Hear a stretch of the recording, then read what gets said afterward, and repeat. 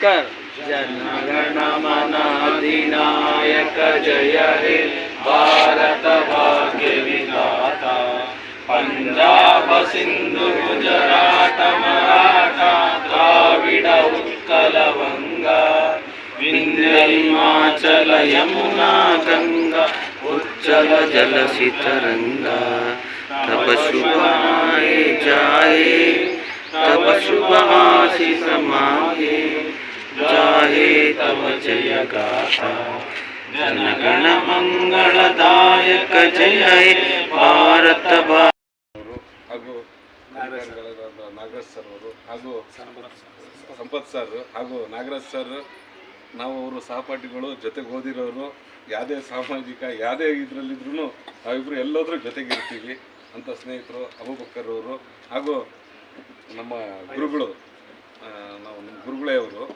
ಯಾಕಂದರೆ ನಾನು ನಮ್ಮ ವಾರ್ಡಲ್ಲಿ ಹೊಸದುರ್ಗದಲ್ಲಿ ಎಷ್ಟು ಜನ ಅಂಗವಿಕಲರು ಏನಿದ್ರು ಪ್ರತಿ ಸಾರಿ ನನಗೆ ನೇರವಾಗಿ ಸ್ಪಂದಿಸ್ತಾರೆ ಅವರು. ಬಂದ ತಕ್ಷಣ ಸರ್ ಏನು ಬಂದಿದ್ದಾವೆ ನಿಮ್ಮ ಇಲಾಖೆಯಿಂದ ಅಂತೇಳಿದರೆ ಸಂಕ್ಷಿಪ್ತ ಮಾಹಿತಿ ತೊಗೊಂಡು ಅದ್ರ ಶಾಸಕರ ಜೊತೆ ಮಾತಾಡಿ ಅವ್ರಿಗೇನು ಅಂಗವಿಕಲರಿಗೆ ಏನೇನು ಅವಶ್ಯಕತೆ ಇದೆ ಏನೇ ಸಾಮಗ್ರಿಗಳಿರಲಿ ಅದು ಕೊಡಿಸೋವಂಥ ಕೆಲಸ ನಾವು ತೆರೆಮರೆಯಲ್ಲಿ ಮಾಡ್ಕೊಳ್ತಾನೆ ಹೋಗ್ತಾ ಇದ್ದೀವಿ.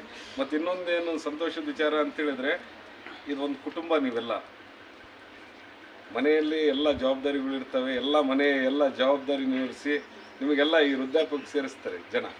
ನಾಳೆ ದಿವಸ ಅವರು ವೃದ್ಧಾಪ್ಯ ಅನುಭವಿಸ್ತಾರೆ ಅಂತ ಗೊತ್ತಿರಲ್ಲ. ಆದರೂ ಈ ವೃದ್ಧಾಪ್ಯ ಒಂದು ಆಶ್ರಮದಲ್ಲಿ ನೀವೆಲ್ಲ ಒಂದು ಕುಟುಂಬದಂತ ಇದ್ದಿದ್ದು ನೋಡಿ ತುಂಬ ಸಂತೋಷ ಆಗ್ತಿದೆ. ಮತ್ತು ನಿಮಗೆ ಇಂಥ ಅಧಿಕಾರಿಗಳು ನಿಮ್ಮ ಪ್ರತಿಯೊಂದು ಹೇಳಿದ್ರು, ಎಣ್ಣೆ ಹಚ್ಕೊಳೋದು, ಬಟ್ಟೆ ಹಾಕ್ಕೊಳೋದು, ಸೋಪಲ್ಲಿ ಸ್ನಾನ ಮಾಡಿಸೋದು, ಮತ್ತು ನಿಮ್ಮ ಸ್ವಚ್ಛತೆ ಬಗ್ಗೆ ಗಮನ ಕೊಡೋದು, ಇದೆಲ್ಲ ಕೇಳಿ ತುಂಬ ಸಂತೋಷ ಆಯಿತು. ನಾವೇನು ಮಾಡ್ತೀವಿ, ಇವಾಗ ಯಾವ್ದಾರು ಒಂದು ಸಮಾರಂಭ ಇದ್ದರೆ ಕೋಟೆ ಭಾಗದಲ್ಲಿ ಒಂದು ವೃದ್ಧಾಶ್ರಮ ಇದೆ, ನೀವೇನಾದರೂ ಡೊನೇಟೋ ಕಾಂಟ್ರಿಬ್ಯೂಟೋ ಏನಾದ್ರು ಮಾಡ್ತೀವಿ ಅಂದರೆ ನಮ್ಮ ಸಮಾಜದಲ್ಲಿ ಇವಾಗ ನಮ್ಮ ಮೊಹಮ್ಮದ್ ಪೈಗಂಬರ್ ಜಯಂತಿ ಯಾವ ಜಯಂತಿಗಳು ಮಾಡ್ತೀವಿ, ಕೆಲವು ಹಬ್ಬಗಳು ವಿಶೇಷಗಳು ಮಾಡ್ತೀವಿ. ನಾವು ಫಸ್ಟ್ ಹೋಗಿ ಅಲ್ಲಿ ವೃದ್ಧರಿಗೆ ಹೋಗಿ ಅವರಿಗೆ ಹಾಲು ಬ್ರೆಡ್ಡು ಹಣ್ಣು ಕೊಟ್ಟು ಅಲ್ಲಿಂದ ನೀವು ಏನೇ ಸಮಾರಂಭವನ್ನು ಚಾಲನೆ ಮಾಡಿರಿ ಅಂತೇಳಿ ನಮಗೊಂದು ಆದೇಶ ಇರುತ್ತೆ. ಆದೇಶದ ಮುಖಾಂತರ ನಾವು ಏನೇ ಕೆಲಸ ಮಾಡಲಿ ನಮ್ಮ ಹೊಸದುರ್ಗದಲ್ಲಿ ನಮ್ಮ ಸಮಾಜದಲ್ಲಿ ಏನೇ ಮಾಡಿದ್ರು ನಾವು ಫಸ್ಟು ವೃದ್ಧಾಶ್ರಮದಿಂದ ಇಲ್ಲ ರೋಗಿಗಳಿಂದ ಸ್ಟಾರ್ಟ್ ಮಾಡಿಸಿ ಇದೊಂದು ಸಮಾಜದಲ್ಲಿ ಒಂದು ಭ್ರಾತೃತ್ವದ ಒಂದು ವೇದಿಕೆಯನ್ನು ಇದು ಮಾಡ್ತಾ ಇದ್ದೀವಿ. ಮತ್ತು ನನಗೆ ಈ ಸಮಾರಂಭದಲ್ಲಿ ನಾನಿಲ್ಲಿ ಬಂದಿದ್ದೀನಿ, ಅಧಿಕಾರಿಗಳ ಜೊತೆ ಬಂದಿದ್ದೀನಿ, ಒಂದು ಸರಿ ವಿಸಿಟ್ ಮಾಡಿ ಹೋಗಿದ್ದೀವಿ. ಬಟ್ ಈಗ ಸಿಸ್ಟಮೆಟಿಕ್ಸ್ ತುಂಬ ಚೆನ್ನಾಗಿ ಮಾಡಿದ್ದಾರೆ. ನಿಮಗೆ ಮನೋರಂಜನೆಗೆ ಪ್ರತಿಯೊಂದು ನೋಡಿದ್ರೂ ಖುಷಿಯಾಗುತ್ತೆ. ಇದು ಹೊಸದುರ್ಗದಲ್ಲಿ ಇಂಥವ್ರು ಮಾಡೋಕ್ಕಿಂತ ನಿಮ್ಮ ಜೊತೆ ಇಂಥ ಅಧಿಕಾರಿಗಳು ಸಹಕಾರ ನೀಡೋದಕ್ಕೆ ತುಂಬ ಸಂತೋಷ ಆಗಿರುತ್ತೆ. ನನಗೆ 2 ಮಾತನ್ನು ಆಡಲು ನಿಮಗೆ ಅವಕಾಶ ಮಾಡಿಕೊಟ್ಟ ತಮಗೆಲ್ಲರಿಗೂ ವಂದಿಸುತ್ತಾ ನಾನು 2 ಮಾತು ಮುಗಿಸ್ತೀನಿ. ಧನ್ಯವಾದಗಳು. ನಮಸ್ಕಾರ. ಇವತ್ತಿನ ದಿವಸ ಕೇಂದ್ರ ಸರ್ಕಾರದ ಅತ್ಯಂತ ಮಹತ್ತರವಾಗಿರ್ತಕ್ಕಂಥ ಯೋಜನೆ ಕೇಂದ್ರ ಸರ್ಕಾರದ ಸಾಮಾಜಿಕ ನ್ಯಾಯ ಮತ್ತು ಸಬಲೀಕರಣ ಇಲಾಖೆ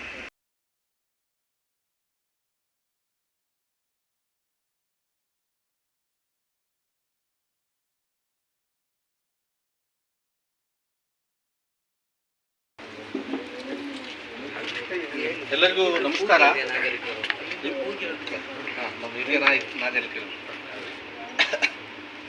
ನಮ್ಮದು ಸೋಷಿಯಲ್ ಆಡಿಟ್ ಅಥವಾ ಸಾಮಾಜಿಕ ಪರಿಶೋಧನೆ ಪ್ರಕ್ರಿಯೆ ನಡೆಯುತ್ತೆ. ಅದಕ್ಕೆ ಈ ಸಭೆಯ ಅಧ್ಯಕ್ಷತೆಯನ್ನು ವಹಿಸಬೇಕು. ನಮ್ಮ ನಿಯಮಾನುಸಾರ ಅಥವಾ ನಮ್ಮ ಸಾಮಾಜಿಕ ಪರಿಶೋಧನಾ ರೂಲ್ ಪ್ರಕಾರ ಏನಂತಂದರೆ ಈ ನಿಮ್ಮಲ್ಲೇ ಯಾರಾದರೂ ಒಬ್ಬರು ಹಿರಿಯ ನಾಗರಿಕರು ಈ ಸಭೆಯ ಅಧ್ಯಕ್ಷತೆ ವಹಿಸಬೇಕಾಗುತ್ತೆ. ಹಾಗಾಗಿ ಯಾರು ಈ ಸಭೆಯ ಅಧ್ಯಕ್ಷತೆ ವಹಿಸ್ತಾರೆ? ಈಶ್ವರಪ್ಪನ ಈಶ್ವರಪ್ಪ ಬಾ, ಬನ್ನಿ. ಈಶ್ವರಪ್ಪನ ಅಧ್ಯಕ್ಷತೆ ವಹಿಸ್ಬೋದಾ? ಹೌದು ಮಾತಾಡ್ರಿ.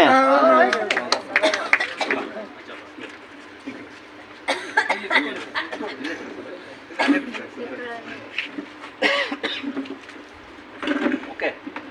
ಈ ಸಾಮಾಜಿಕ ಪರಿಶೋಧನಾ ಫಲಾನುಭವಿ ಸಭೆಯ ಅಧ್ಯಕ್ಷತೆ ವಹಿಸಿರುವಂತಹ ನಿಮ್ಮ ಕೇಂದ್ರದ ನಿಮ್ಮೆಲ್ಲರ ಸಹಪಾಠಿಗಳು ಆಗಿರುವಂತಹ ಹಿರಿಯರು ಆಗಿರುವಂತಹ ಈಶ್ವರಪ್ಪನವರಿಗೆ ಈ ಸಭೆಯ ಪರವಾಗಿ ಹೃದಯಪೂರ್ವಕವಾದ ಸ್ವಾಗತವನ್ನು ಬಯಸ್ತಾ ಇದ್ದೇನೆ.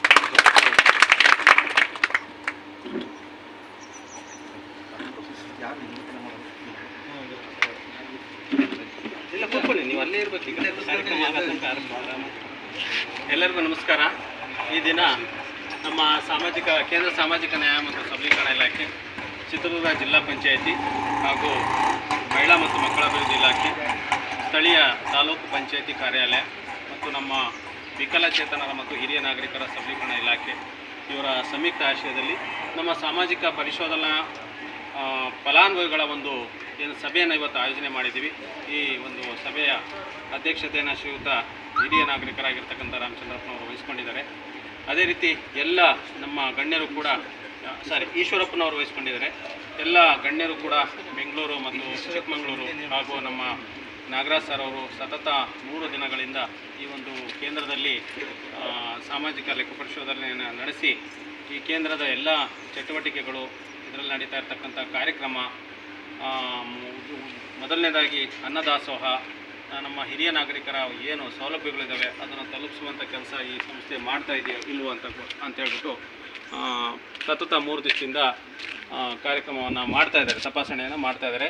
ಒಂದು ಪಾಸಿಟಿವ್ ರೆಸ್ಪಾನ್ಸ್ ಬಂದಿದೆ ಅಂತ ನಾನಾದರೂ ತಿಳಿತಾ ಸುಮಾರು 8 ವರ್ಷಗಳಿಂದ ನಮ್ಮ ಈ ಹೊಸದುರ್ಗ ನಗರದ ಕೋಟೆ ಬಡಾವಣೆಯಲ್ಲಿ ಶ್ರೀ ರಾಜಯೋಗಿ ವಿಶ್ರಾಂತಿ ವೃದ್ಧಾಶ್ರಮ ನಡೀತಾ ಇದೆ. ನಾನು ಕಂಡ ಹಾಗೆ ನಮ್ಮ ಮಾನ್ಯ ಜಿಲ್ಲಾ ಕಲ್ಯಾಣಾಧಿಕಾರಿಗಳ ಆದೇಶದ ಮೇರೆಗೆ ನನಗಿಲ್ಲಿ ಹೆಚ್ಚುವರಿ ವಿಚಾರಕರನ್ನಾಗಿ ನೇಮಕ ಮಾಡಿದಾಗ ನಾನು ಕಂಡ ಹಾಗೆ ಪ್ರತಿದಿನ ಬೆಳಗ್ಗೆ 7 ಗಂಟೆಗೆ ಇಲ್ಲಿ ಕಾಫಿ, ಮತ್ತು ಸುಮಾರು 7:30-8 ಗಂಟೆ ಅಷ್ಟೊತ್ತಿಗೆ ತಿಂಡಿ, ಮಧ್ಯಾಹ್ನ 1 ಗಂಟೆ 1:30ಗೆ ಊಟ, ಸಾಯಂಕಾಲ 7:00ವರೆಗೆ ಊಟ, ಈ ರೀತಿ ಊಟದ ವ್ಯವಸ್ಥೆ ಇರ್ತದೆ. ಅದೇ ರೀತಿ ಪ್ರತಿಯೊಂದು ಹಂತದಲ್ಲೂ ಇಲ್ಲಿ ಮನರಂಜನಾ ಕಾರ್ಯಕ್ರಮ ವಿಶೇಷವಾಗಿ ಇವರಿಗೆ ಹಿರಿಯ ನಾಗರಿಕರಿಗೆ ಕಲ್ಪಿಸಲಾಗಿರ್ತದೆ. ತಾವು ನೋಡ್ಬೋದು, ಒಳಗಡೆ ಟಿವಿನೂ ಇದೆ. ಮತ್ತು ನಮ್ಮ ಏನು ಹಿರಿಯ ನಾಗರಿಕ ಮಹಿಳೆಯರಿದ್ದಾರೆ ಅವರಲ್ಲಿ ಸಾಕಷ್ಟು ಜನ ಸಂಗೀತವನ್ನು ಬಲ್ಲವರಿದ್ದಾರೆ, ಯೋಗವನ್ನು ಮಾಡೋರಿದ್ದಾರೆ. ಹಿರಿಯ ನಾಗರಿಕರಾಗತ್ತ ಪುರುಷರಲ್ಲೂ ಕೂಡ ಸಾಕಷ್ಟು ಜನ ಹಾಡನ್ನು ಹಾಡ್ತಕ್ಕಂಥವ್ರು, ಮತ್ತು ಬೇರೆ ಬೇರೆ ಸಾಂಸ್ಕೃತಿಕ ಕಾರ್ಯಕ್ರಮನ ಇಲ್ಲಿ ನಾವು ನಡೆಸ್ತಾ ಇರ್ತೀವಿ. ಮತ್ತು ಬೇರೆ ಬೇರೆ NGOs ಕೂಡ ಬಂದು ಇಲ್ಲಿ ಅವ್ರದ್ದೇ ಆಗಿರ್ತಕ್ಕಂಥ ಚಟುವಟಿಕೆಯನ್ನು ನಡೆಸ್ತಾ ಇರ್ತವೆ. ಅಷ್ಟಲ್ಲದೆ ಹೆಚ್ಚಿನದಾಗಿ ಇಲ್ಲಿ ಆರೋಗ್ಯಕ್ಕೆ ನಾವು ಸಾಕಷ್ಟು ಒತ್ತನ್ನು ನೀಡಿದ್ದೀವಿ.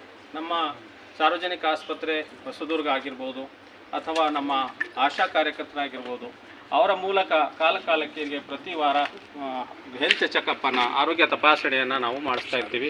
ಅಷ್ಟೇ ಅಲ್ಲದೆ ನಮ್ಮ ಹಿರಿಯ ನಾಗರಿಕರಿಗೆ ಮುಖ್ಯವಾಗಿ BP, ಶುಗರು ಮತ್ತಿತರ ಸಾಮಾನ್ಯ ಕಾಯಿಲೆಗಳಿಗೂ ಕೂಡ ಇಲ್ಲಿ ನಮ್ಮ ವೈದ್ಯಾಧಿಕಾರಿಗಳು ಡಾಕ್ಟರ್ ಸಂಜಯ್ ಅವರ ಆಗಿರ್ಬೋದು, ಆರೋಗ್ಯ ಶಿಕ್ಷಣಾಧಿಕಾರಿಯಾಗಿರ್ತಕ್ಕಂಥ ಪಾಟೀಲ್ ಸರ್ ಆಗಿರ್ಬೋದು, ಅವರು ಕಾಲಕ್ಕೆ ಇಲ್ಲಿ ಭೇಟಿ ನೀಡಿ ಈ ಒಂದು ಕೇಂದ್ರದ ಒಂದು ಆರೋಗ್ಯ ವಿಚಾರಣೆಯನ್ನು ಕೂಡ ನಮ್ಮ ಹಿರಿಯ ನಾಗರಿಕರಿಗೆ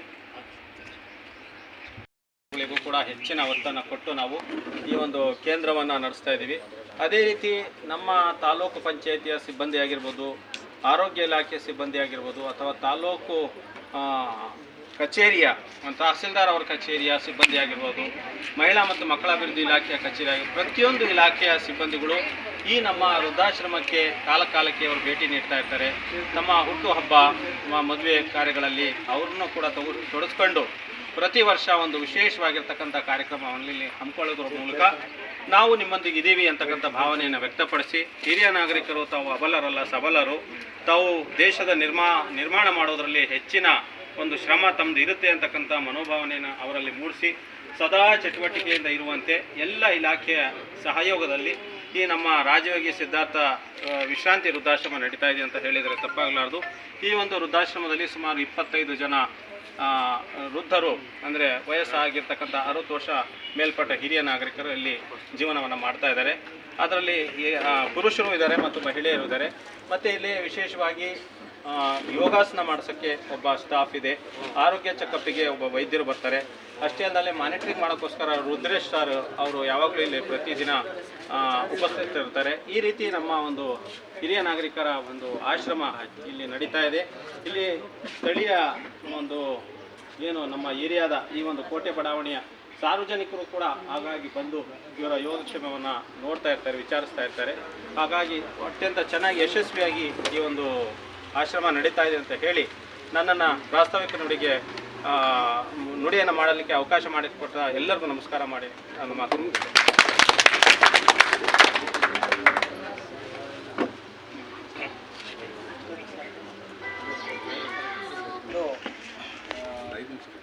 ಫಲಾನುಭವಿಗಳ ಸಭೆಗೆ ಪ್ರಾಸ್ತಾವಿಕ ನುಡಿಯನ್ನಾಗಿ ಮಾತಾಡಿರ್ತಕ್ಕಂಥ ನಮ್ಮ ಫಯಾಜ್ ಸರ್ ಅವರಿಗೆ ಧನ್ಯವಾದಗಳು. ಈಗ ಈ ಒಂದು ಏನು ಸಾಮಾಜಿಕ ಪರಿಶೋಧನೆ ಅಂದರೆ ಮಹತ್ವ ಏನು, ಸಾಮಾಜಿಕ ಪರಿಶೋಧನೆ ಅಂದರೆ ಏನು, ನಾವೇನು ಮಾಡ್ತೀವಿ, ಇದಕ್ಕೂ ಮತ್ತು ಈ ಒಂದು ಸಂಸ್ಥೆಯಲ್ಲಿರ್ತಕ್ಕಂಥ ಸಾಮಾಜಿಕ ಪರಿಶೋಧನೆಯ ಅರ್ಥ ಏನು, ಸರ್ಕಾರಕ್ಕೆ ಇದರ ಅಗತ್ಯತೆ ಏನಿದೆ ಎಂಬುದರ ಬಗ್ಗೆ ನಮ್ಮ ಇಲ್ಲಿ ಜಿಲ್ಲೆಯ ಜಿಲ್ಲಾ ಕಾರ್ಯಕ್ರಮ ವ್ಯವಸ್ಥಾಪಕರಾಗಿರ್ತಕ್ಕಂಥ ಶ್ರೀಯುತ ಡಾಕ್ಟರ್ ನಾಗರಾಜ್ ಸರ್ ಅವರು ಒಂದೆರಡು ನುಡಿಗಳನ್ನ ಆಡಬೇಕು ಅಂಥೇಳಿ ಅವ್ರು ನಾವು ಕೇಳ್ಕೊಳ್ತೀವಿ. ಜಾಫರ್ ಸರ್ ಅವರೇ ಹಾಗೂ ಫಯಾಜ್ ಸರ್ ಅವರೇ, ರುದ್ರೇಶ್ ಹಾಗೂ ಈ ಪರಿಶೋಧನಾ ತಂಡದ ಉಸ್ತುವಾರಿ ವಹಿಸಿರುವಂಥ ಮಾನ್ಯ ಸಂಪತ್ ಕುಮಾರ್ ಸರ್ ಅವರೇ, ಅಬು ಸರ್ ಅವರೇ ಹಾಗೂ ಎಲ್ಲ ನನ್ನ ಹಿರಿಯ ಜೀವಿಗಳೇ ಹಾಗೂ ನನ್ನೆಲ್ಲ ಸಹಪಾಠಿಗಳಿಗೆ ಬಹುತೇಕ ಈ ಸಭೆಗೆ ನಿಮ್ಮೆಲ್ಲರಿಗೂ ಮತ್ತೊಮ್ಮೆ ಹೃದಯಪೂರ್ವಕವಾದ ಸ್ವಾಗತವನ್ನು ಬಯಸ್ತೀನಿ. ಇಷ್ಟಪಡ್ತೀನಿ. ಆದ್ಮೇಲೆ ಇಂದು ನಮಗೊಂದು ವಿಶೇಷ ದಿನ ಅಂತಂದರೆ ತಪ್ಪಾಗಲಿಕ್ಕಿಲ್ಲ. ಯಾಕೆ ವಿಶೇಷ ದಿನ ಅಂತಂದರೆ ಹಿರಿಯ ಜೀವಿಗಳ ಜೊತೆ, ಅದರಲ್ಲೂ ನೊಂದ ಜೀವಿಗಳ ಜೊತೆ ಒಂದಿನ ನಾವು ಕಾಲ ಕಳೆದಿನ ಅನ್ನೋದು ಖುಷಿ. ನನಗೂ ಅಪ್ಪ ಅಮ್ಮ ಇದ್ದಾರೆ, ಒಟ್ಟಿಗೆ ಸಹಾಯ ಮಾಡುವಂಥದ್ದು. ಅದರಲ್ಲೂ ಈ ನಮ್ಮ ಕೇಂದ್ರ ಸರ್ಕಾರದ ಯೋಜನೆ ಸಾಮಾಜಿಕ ನ್ಯಾಯ ಮತ್ತು ಸಬಲೀಕರಣ, ಅಂದರೆ ಸಾಮಾಜಿಕ ನ್ಯಾಯ ಅಂದರೆ ಎಲ್ಲರಿಗೂ ಸಮಾನವಾದಂಥ ಸ್ವಸ್ಥ ಸಮಾಜವನ್ನು ನಿರ್ಮಾಣ ಮಾಡಬೇಕು, ಎಲ್ಲರನ್ನೂ ಸಮಾನ ದೃಷ್ಟಿಕೋನದಿಂದ ಕಾಣುವಂಥ ಪರಿಸ್ಥಿತಿ, ಎಲ್ಲರಿಗೂ ಬದುಕಬೇಕು ಅನ್ನೋ ಅವಕಾಶವನ್ನು ಕಲಿಸಿಕೊಡಬೇಕು ಅನ್ನೋ ಕೇಂದ್ರ ಸರ್ಕಾರದ ಆಶಯದಡಿಯಲ್ಲಿ ಈ ವೃದ್ಧಾಶ್ರಮವನ್ನು ನಡೆಸ್ತಾ ಇದ್ದಾರೆ. ನಿಜವಾಗ್ಲೂ ನಾನು ಈ ವೃದ್ಧಾಶ್ರಮನ ನೋಡಬೇಕಾದ್ರೆ ನಾನು ಒಬ್ಬ ಪರಿಶೋಧನಾ ತಂಡದಲ್ಲಿ ಬಂದಾಗ ನನಗನ್ಸಿದ್ದಿಷ್ಟೇ, ಕುಬೇರಪ್ಪ ಎರಡು ನಿಮಿಷ ಸುಮ್ಮನೆ ವೃದ್ಧಾಶ್ರಮಕ್ಕೆ ಬಂದಾಗ ನನಗೆ ಅನಿಸಿದ್ದು, ಪರಿಶೋಧನಾ ತಂಡ ಅಂತ ಯೋಚನೆ ಮಾಡೋದ್ಕಿಂತ ಬರೋ ಹಣ ಎಷ್ಟಾಗುತ್ತೆ, ಒಂದು 10 ಲಕ್ಷನೋ 12 ಲಕ್ಷನೋ ಒಂದು 5 ಲಕ್ಷನೋ ದುಡ್ಡು ಬಂದಿರುತ್ತೆ. ಅದರಲ್ಲಿ ಇಡೀ ಜನಗಳನ್ನು, ಅದು ವಯಸ್ಸಾಗಿರೋರನ್ನ ನೋಡ್ಕೊಳ್ಳೋಂಥದ್ದಿಲ್ಲ. ನಾವು ಕೋಟಿ ಆಸ್ತಿ ಮಾಡ್ಕೊಂಡು ನೋಡ್ತಾ ಇಲ್ಲ. ಸೊ ಏನೋ ಬರೀ 5-10 ಲಕ್ಷ ರೂಪಾಯಿದಲ್ಲಿ ಯಾರೋ ದಾನಿಗಳು ಕೊಡುವಂಥ ಖರ್ಚಲ್ಲಿ ನಿಮ್ಮನ್ನೆಲ್ಲ ನೋಡಿಕೊಂಡು ನಿಮಗೆಲ್ಲ ರೀತಿಯ ವ್ಯವಸ್ಥೆಯನ್ನು ಕಲ್ಪಿಸಿಕೊಡ್ತಾರೆ ಅಂತಂದರೆ ಇದು ಒಂದು ಸ್ವಾಗತಾರ್ಹ ಮತ್ತು ಒಂದು ಅವರಿಗೆ ಗೌರವ ತರುವಂಥ ಕೆಲಸ ಅಂತ ನಾನು ಭಾವಿಸಿದ್ದೀನಿ. ಜೊತೆಗೆ ಇಲ್ಲಿ ನಿಮಗೆ ಏನೆಲ್ಲ ಸೌಕರ್ಯ ಕಲ್ಪಿಸಬೇಕು, ಕೆಲವು ಸಂಸ್ಥೆಗಳು ನೋಡ್ತೀನಿ, ಆ ಸಂಸ್ಥೆಗಳೇನಂತಂದರೆ ಒಂದು ಊಟ ಕೊಟ್ಟರೆ ಇನ್ನೊಂದು ಊಟ ಕೊಡೋದಿಲ್ಲ, ಇನ್ನೊಬ್ಬರ ಹತ್ರ ಡೋನರ್ಸ್ ಅದ್ರ ತೊಗೊಳೋದು, ಅಥವಾ ಮತ್ತು ಇನ್ನೊಂದು ಏನೋ ಫಾರಿನ್ ಫಂಡಲ್ಲಿ ತೊಗೊಳೋದು, ಮತ್ತು ಗೌರ್ಮೆಂಟ್ ದುಡ್ಡಲ್ಲಿ ತೊಗೊಳೋದು, ಬೇರೆ ಇಲಾಖೆ ಬೇರೆ ಜನಗಳು ಕೊಡುವಂಥ ದಾನದತ್ತಿಗಳನ್ನ ಇಸ್ಕೊಳೋದು, ಅದನ್ನು ಮತ್ತೆ ನೋಡಬೇಕಾದ್ರೆ ನಿಮ್ಮನ್ನು ನೋಡ್ಕೋಬೇಕಾದ್ರೆ ಸರಿಯಾದ ರೀತಿ ನೋಡ್ಕೊಂಡೇ ಇರೋದು ಅಂಥ ಕೇಂದ್ರಗಳು ಸಹ ನಾನು ನೋಡಿದ್ದೀನಿ. ಆದರೆ ಈ ಕೇಂದ್ರದಲ್ಲಿ ಇರೋ ಇತಿಮಿತಿ ಒಳಗೆ ನಿಮ್ಮನ್ನು ಸುಸಜ್ಜಿತವಾಗಿ ನೋಡುವ ಕೆಲಸವನ್ನು ಮಾಡ್ತಾರೆ. ಸಣ್ಣ ಪುಟ್ಟ ವ್ಯತ್ಯಾಸಗಳು, ಓಡೋದು ಎಡವೋ ಸಹಜ, ನಡಿಬೇಕಾದ್ರೆ ಒಂದೊಂದು ಸತಿ ಬೀಳಬೇಕಾಗುತ್ತೆ. ಆ ಕಲ್ಲಿದೆ ಅನ್ನೋದನ್ನು ಎಚ್ಚರಿಸೋ ಕೆಲಸನ ಸರಿಯಾದ ರೀತಿಯಲ್ಲಿ ನಡೀಲಿ ಅನ್ನೋ ಕೆಲಸನೇ ಈ ಸಾಮಾಜಿಕ ಪರಿಶೋಧನಾ ತಂಡ ಮಾಡುತ್ತೆ. ಹಾಗಾಗಿ ನಿಮಗೆ ಏನೆಲ್ಲ ಕುಂದುಕೊರತೆಗಳಿದೆ ಅದನ್ನೆಲ್ಲ ಇವತ್ತು ವಿಚಾರ ಮಾಡಲಿಕ್ಕೆ, ಚರ್ಚೆ ಮಾಡಲಿಕ್ಕೆ, ಹೀಗೆ ನಿಮಗೆ ಹೇಗೆಲ್ಲ ಸರ್ಕಾರಗಳನ್ನ ಒದಗಿಸ್ಕೊಡ್ಬೇಕಾಗುತ್ತೆ, ಇದು ಇವತ್ತು ನಾವು ಸರಿಪಡಿಸ್ಲಿಕ್ಕೆ ಏನೆಲ್ಲ ಮಾಡಬೇಕಾಗುತ್ತೆ ತಾವು ಚರ್ಚೆ ಮಾಡಬೇಕು. ಅದಕ್ಕಾಗಿ ನಾವು ಸಭೆ ಮಾಡ್ತೀವಿ.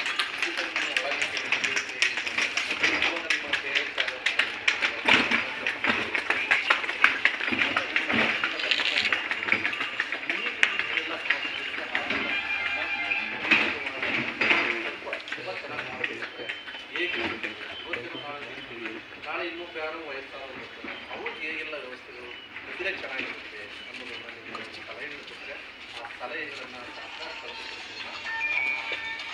ಜೊತೆಗೆ ಇರೋ ವ್ಯವಸ್ಥೆನ ಸರಿಪಡಿಸಬೇಕು ಸಾಕು ಅಷ್ಟೇ ಅಲ್ಲ, ಇರೋದೇ ಸಾಕು ಇದೇನೇ ಮುಂದುವರಿಸ್ಕೊಂಡು ಹೋಗಿ ಅಂತ ಅಥವಾ ಸಲಹೆಗಳನ್ನು ಊಟದ ವ್ಯವಸ್ಥೆ, ಬಟ್ಟೆ ವ್ಯವಸ್ಥೆ, ಅಥವಾ ನಿಮ್ಮ ಶುಚಿತ್ವವಾಗಿರ್ಬೋದು, ಆರೋಗ್ಯ ಸಮರ್ಪಣೆ, ಈ ಎಲ್ಲ ವಿಚಾರಗಳನ್ನು ಸಭೆಯಲ್ಲಿ ಈ ಸೋಷಿಯಲ್ ಆರೋಗ್ಯ ಕ್ಷೇತ್ರದ